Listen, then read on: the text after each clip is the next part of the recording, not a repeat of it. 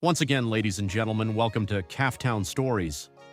All we got is Lina's breaking story. Lina had always loved like fire, bright, consuming, and a little dangerous if left unchecked.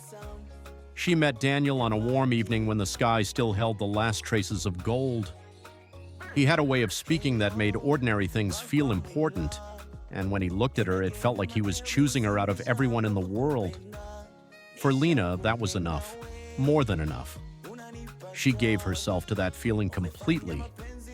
At first, it was small things, long messages sent late into the night, waiting hours just to see him for a few minutes, remembering every detail he casually mentioned. Then it grew. She paid for dinners when he forgot his wallet. She bought him gifts he never asked for but always accepted. She rearranged her life, her time, her priorities, all to make space for him. And every time she gave more, she told herself, this is love. This is what love looks like.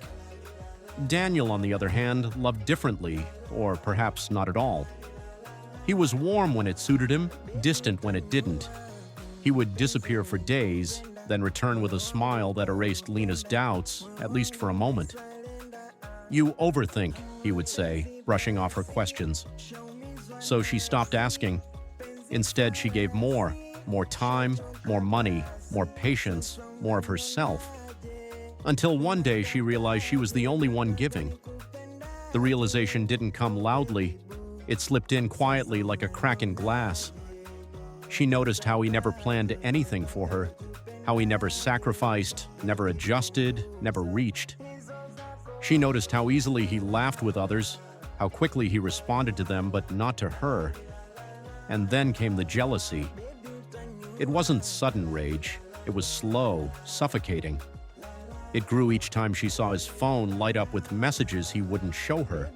Each time he canceled plans. Each time he said, "You're being too much." Too much. After everything she had given, she was too much. One evening, Lina followed him. She didn't plan to, not really. But when he said he was busy and she saw him walking down the street laughing into his phone, something inside her refused to stay still. She kept her distance, her heart pounding louder with every step. He met another woman. They stood close, too close.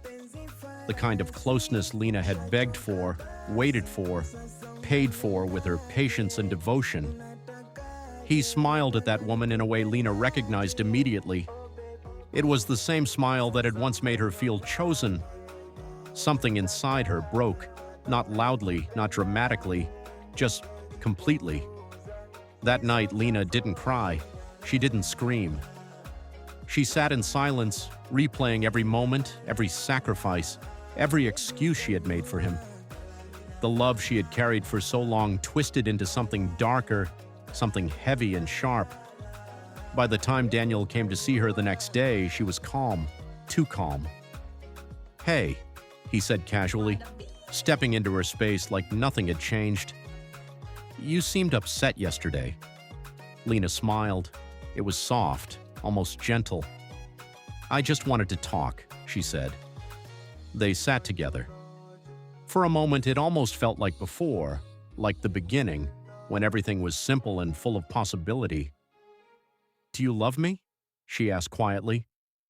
Daniel hesitated, just for a second, but that second was enough. "Of course," he said too quickly.